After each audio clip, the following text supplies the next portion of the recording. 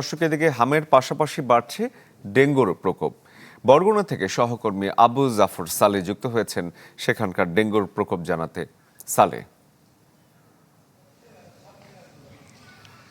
শরীফ, আমি এই মুহূর্তে রয়েছি বরগুনা 250 শয্যা বিশিষ্ট জেনারেল হাসপাতালের সামনে। আমি যদি আপনাকে বলি, এই হাসপাতালে বর্তমানে 12 জন ডেঙ্গু আক্রান্ত রোগী ভর্তি রয়েছে এবং গত 24 ঘন্টায় 4 জন নতুন করে ভর্তি হয়েছে এবং 1 জানুয়ারি থেকে গতকাল পর্যন্ত 170 জনের মতো আক্রান্ত হয়েছে ডেঙ্গু রোগে। তবে যেটি আসলে কিন্তু গত বছরের তুলনায় অনেকটাই কম। গত বছর কিন্তু এই সময়ে কিন্তু প্রায় 5000-এর উপরে ডেঙ্গু আক্রান্ত হয়েছিল, যেটি মহামারী আকারে ধারণ করেছিল বরগুনাতে। কিন্তু সেই পরিস্থিতি এবছর উল্টো, এবছর কিন্তু সেই অবস্থাটি নেই। তবে এবছর সেটি না থাকলেও কিন্তু ডেঙ্গুর পাশাপাশি হাম এবং ডায়রিয়া দুটিই কিন্তু আসলে চলছে। অর্থাৎ গত 24 ঘন্টায় কিন্তু নতুন করে 12 জন হাম আক্রান্ত রোগী ভর্তি হয়েছে এবং 1 জানুয়ারি থেকে গতকাল পর্যন্ত কিন্তু 1054 জন হাম আক্রান্ত হয়েছে এবং এই মুহূর্তেও কিন্তু 39 জন হাম আক্রান্ত রোগীরা তারা চিকিৎসা নিচ্ছে এবং পাশাপাশি কিন্তু প্রায়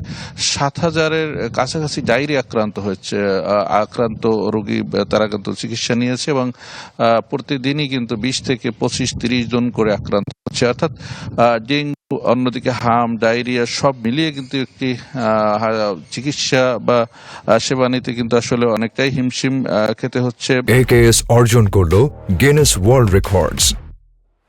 AKS যারা রোগীরা আসছেন এবং হাসপাতাল কর্তৃপক্ষ কিন্তু আসলে সে চিকিৎসা সেবা দিতে গিয়ে কিন্তু তারা একটি খুবই যেটি সমস্যা রয়েছেন, যেটি হচ্ছে কারণ হচ্ছে যে একদিকে চিকিৎসক সংকট, জনবল সংকট, তারপরে অন্যদিকে কিন্তু আসলে ওষুধ সংকট রয়েছে। সব মিলিয়ে কিন্তু চিকিৎসা সেবায়ও অনেকটা আসলে ব্যাঘাত ঘটছে। তো সেদিক থেকে আমি এ বিষয়ে হাসপাতালের যে কর্তৃপক্ষ রয়েছেন এবং সিভিল সার্জন রয়েছে তাদের সাথে কথা বলেছি। তারা যে বিষয়টি জানাচ্ছেন যে আসলে এই যে জুলাই এবং আগস্টে কিন্তু আসলে ডেঙ্গুর যে প্রকোপ সেটি কিন্তু এখনো শেষ হয়নি, সেটি কিন্তু আরো সামনের দিকে সেই ডেঙ্গুর প্রকোপ বাড়তে পারে। সে কারণে তারা চেষ্টা চালিয়ে যাচ্ছেন যাতে সেই জায়গাটি নিয়ন্ত্রণে রাখা যায় এবং প্রশাসন, পৌরসভার পক্ষ থেকে কিন্তু সেই যাতে ডেঙ্গু সেই প্রকোপটি দেখা না দেয়, সে কারণে পরিষ্কার পরিচ্ছন্নতার পাশাপাশি সচেতনতামূলক কার্যক্রমটি অব্যাহত রয়েছে।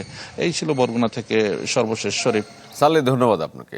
দর্শক, ডেঙ্গুর খবর জানাচ্ছিলাম আপনাদের।